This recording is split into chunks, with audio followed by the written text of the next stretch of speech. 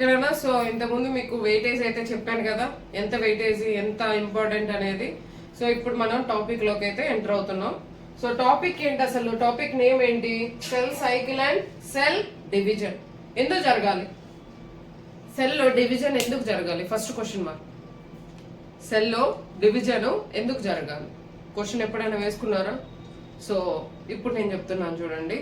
Cell division ఎందుకు జరగాలి అనేది ఆన్సర్ ఇప్పుడు నేను క్లారిటీగా మీకు ఎక్స్ప్లెయిన్ అయితే చేస్తున్నాను. ఫస్ట్ చూడండి, మనకి సెల్ ఏమవుతుంది? సైజ్ అనేది ఇంక్రీజ్ అవుతుందా డిక్రీజ్ అవుతుందా?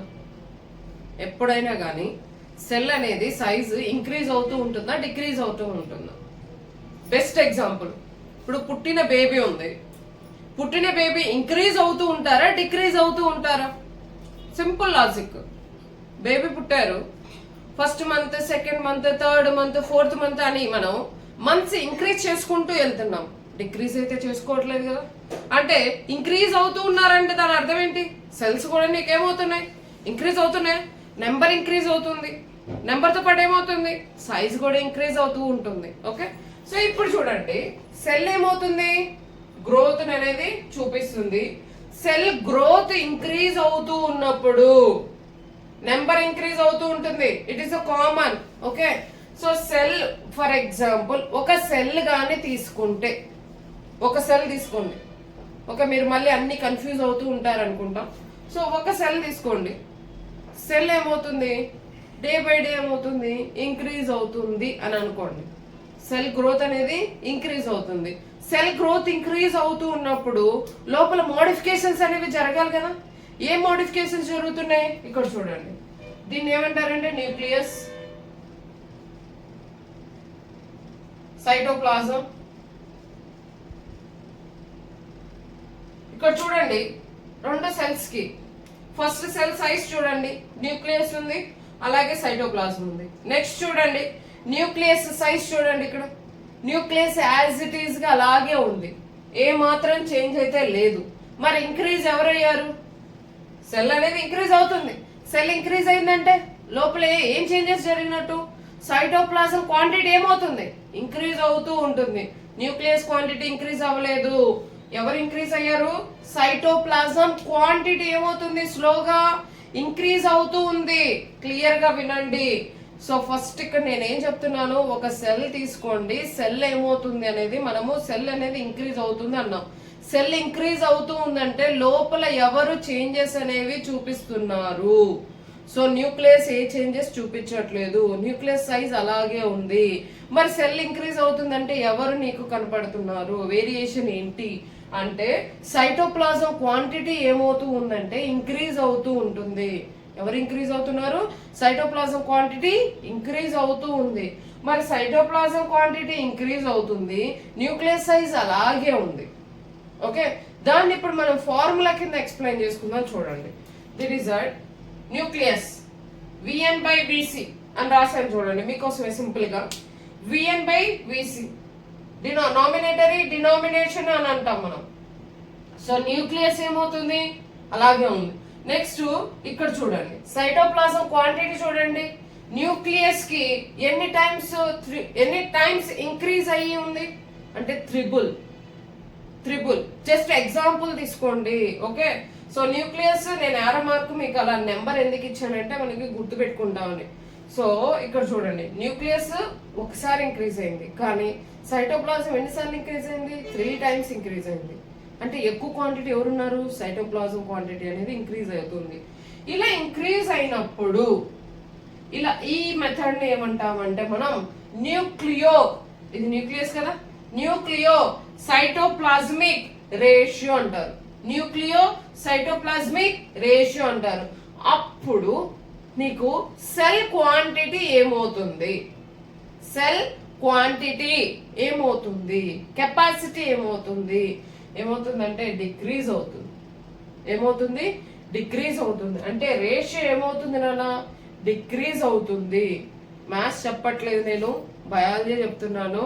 సో సింపుల్ మెథడ్ లోనే చూడండి, మీకు న్యూక్లియస్ ఏమాత్రం వేరియేషన్ లేదు, సైటోప్లాజం మీకు ఇంక్రీజ్ అవుతుంది. సైటోప్లాజం ఇంక్రీజ్ అవుతూ ఉన్నప్పుడు సెల్ క్వాంటిటీ ఏమవుతుంది అంటే తగ్గిపోతుంది. Simple point.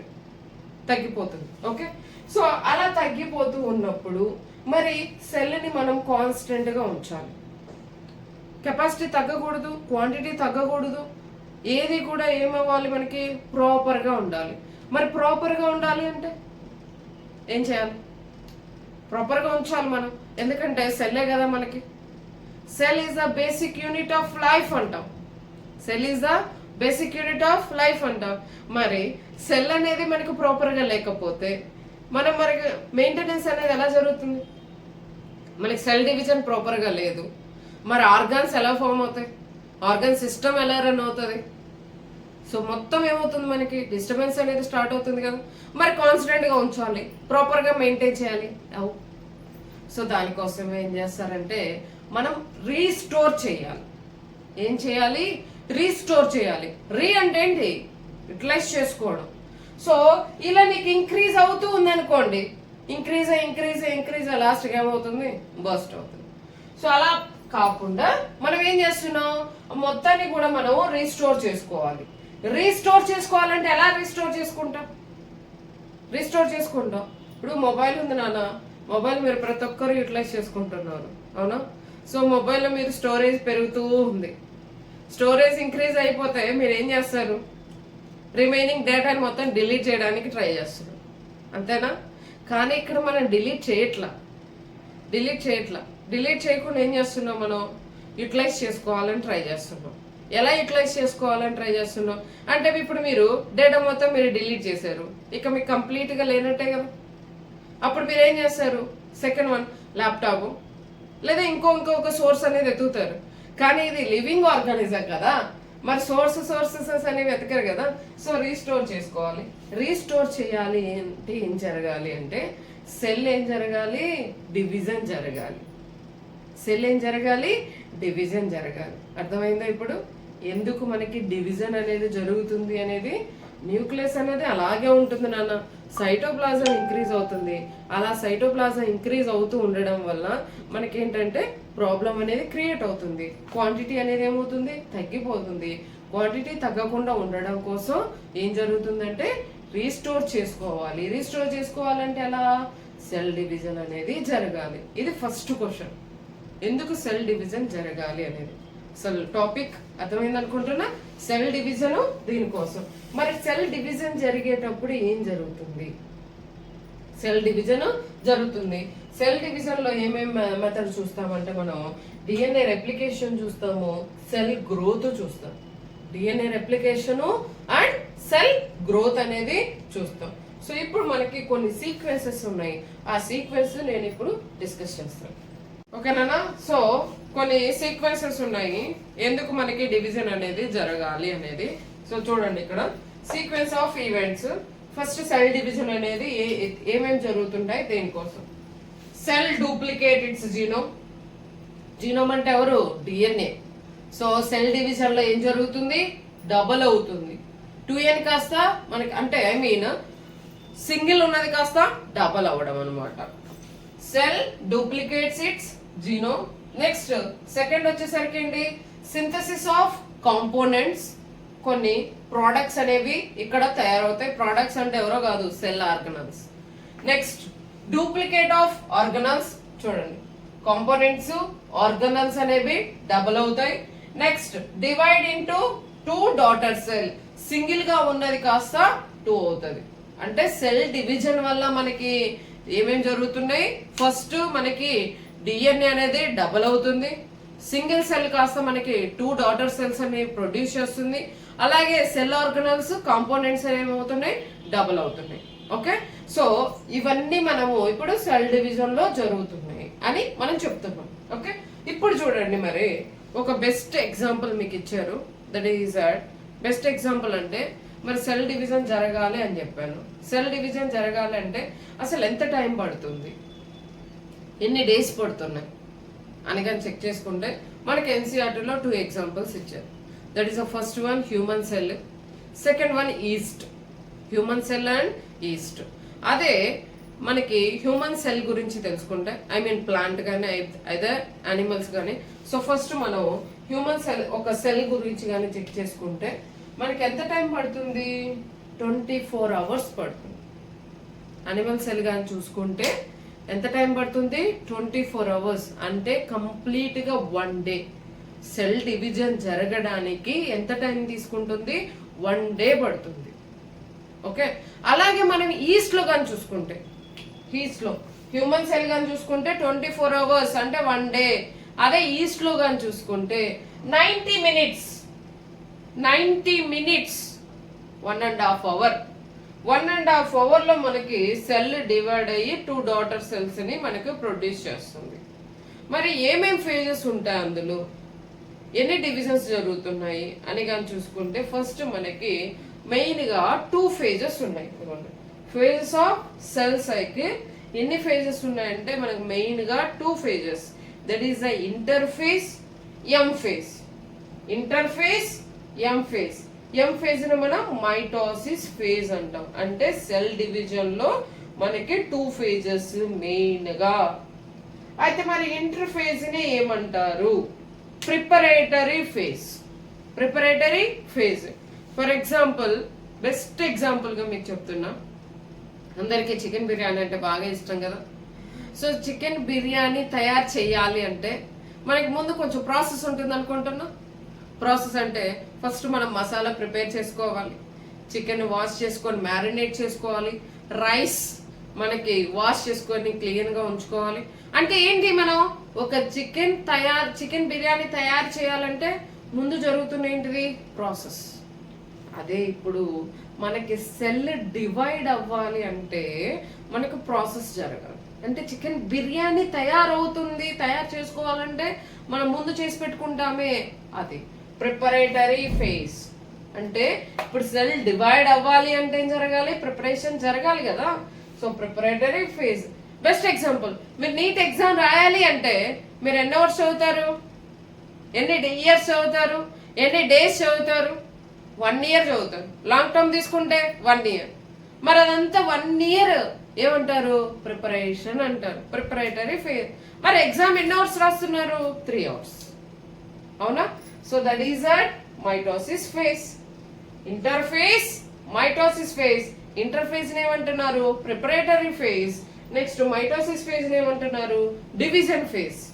అంటే డివిజన్ అనేది జరుగుతుంది. అంటే ఇప్పుడు మీరు చూడండి, మీకు ప్రిపరేషన్ మీకు 1 year పడుతుంది, ఎగ్జామ్ రాసేసరికి 3 hours. అంటే అప్పుడు డ్యూరేషన్ ఎక్కడ ఎక్కువగా ఉంది మీకు? ఇంటర్ఫేస్. అంటే అప్పుడు మనకి ఎంత టైం ఎక్కువగా ఎక్కడ జరగాలి అంటే దాని అర్థం ఇంటర్ఫేస్ లోనే జరగాలి కదా. మరి ఇంటర్ఫేస్ ఎన్ని అవర్స్ తీసుకుంటుంది? నేను 24 hours అన్నాను. 24 hours లో ఎన్ని hours? 23 hours. 23 hours.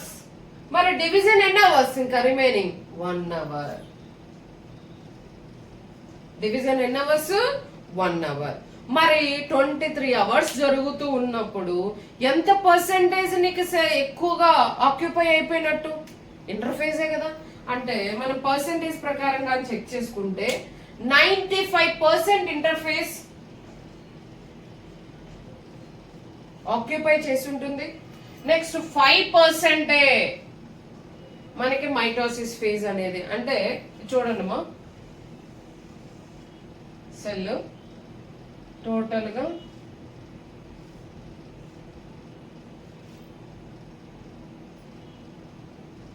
G1 S G2 M చూడండి.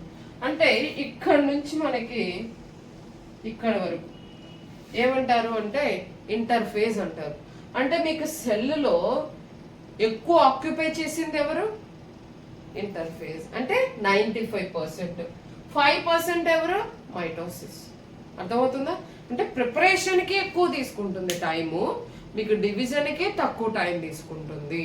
24 hours లో 23 hours 1 hour. నెక్స్ట్ అదే పర్సంటేజ్ కేటగిరీగా చేసుకుంటే 95% మనకి ఇంటర్ఫేస్ అండ్ 5% మనకి మైటోసిస్ ఫేజ్. మరి ఇంత ఏమేం జరుగుతున్నాయి ఇంటర్ఫేజ్ లో అని కానీ చెక్ చేసుకుంటే మనకి మెయిన్ గా 3. That is our first one is our G1 S G2. G1 S G2 synthesis phase. S means synthesis. G1 S G2 already రాసిన చూడండి G1S G2 ఎక్కడ జరుగుతున్నాయి ఇంటర్ఫేజ్ లో. మరి మైటోసిస్ ఫేజ్ లో ఏం జరుగుతుంది? ఓకే, సో మైటోసిస్ ఫేజ్ లో ఏం జరుగుతుందంటే క్యారియోకైనెసిస్ సైటోకైనెసిస్.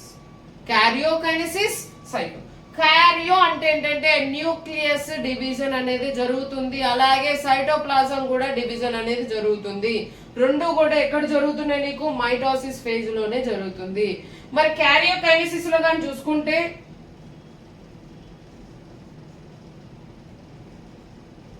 క్యారియోకైనెసిస్ లో కానీ చూసుకుంటే 4 pages. That is first one PM at. Simple గా గుర్తుపెట్టుకోవచ్చు, మీరు ఎక్కడ మర్చిపోని అవసరం లేదు, ఆర్డర్ ఎప్పటికీ మర్చిపోని అవసరం లేదు. పిఎం ఎట్ ప్రైమ్ మినిస్టర్ అక్కడ ఉన్నారు, అంతేనా? PM at. So what is this PM? P means prophase, prophase, metaphase, anaphase, telophase.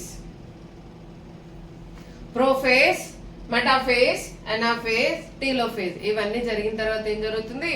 Cytoplasm కూడా ఏం జరుగుతుంది? డివిజన్ జరుగుతుంది. సో ఈ 4 జరిగితే దాన్ని ఏమన్నారు? క్యారియోకైనెసిస్ అంటారు. క్యారియోకైనెసిస్ మెథడ్ అంటే ఇప్పుడు మీకు మొత్తము టోటల్ గా సెల్ డివిజన్ అనే చాప్టర్ లో, cell cycle and cell division chapter లో 3 అని చెప్పాను sub topic. First one is interface, mitosis phase, meiosis phase. ఇప్పుడు మనం చెప్తుంది ఏంటంటే టాపిక్ లో ఇది కూడా మీకు ఫేజెస్, ఇంటర్ఫేస్, ఎంఫేజ్, అవునా? సో మన ఇంటర్ఫేజ్ లో కానీ చూసుకుంటే మనకి ఒక్కోసారి 1 క్వశ్చన్ అడుగుతున్నారు, 2 క్వశ్చన్స్ అడుగుతున్నారు. ఆల్రెడీ 3 క్వశ్చన్స్ అనేవి మనం చూసుకున్నాం వెయిటేజ్ ప్రకారంగా చెక్ చేసుకుంటే. ఇప్పుడు మనం నెక్స్ట్ మనం చెప్పుకోబోయేది ఏంటి అంటే ఇక ఇంటర్ఫేజ్ లో ఏం జరుగుతుంది. సో మెయిన్ ఇక్కడ చూడండి, సింపుల్ గా చెప్పాలి అనుకుంటే మీకు ఇక్కడ G1S G2 మెయిన్ కాన్సెప్ట్ బాగా ఈజీగా గుర్తుపెట్టుకోవచ్చు. ఈజీగా క్వశ్చన్స్ అనేవి అడుగుతున్నారు. ఓకే, సో ఇంటర్ఫేజ్ ఇవి ఏంటి, నెక్స్ట్ మైటోసిస్ ఫేజ్ లో ఏం జరుగుతుంది అనేది నెక్స్ట్ మీకు ఎక్స్ప్లెయిన్ అయితే చేస్తాను. ఓకే.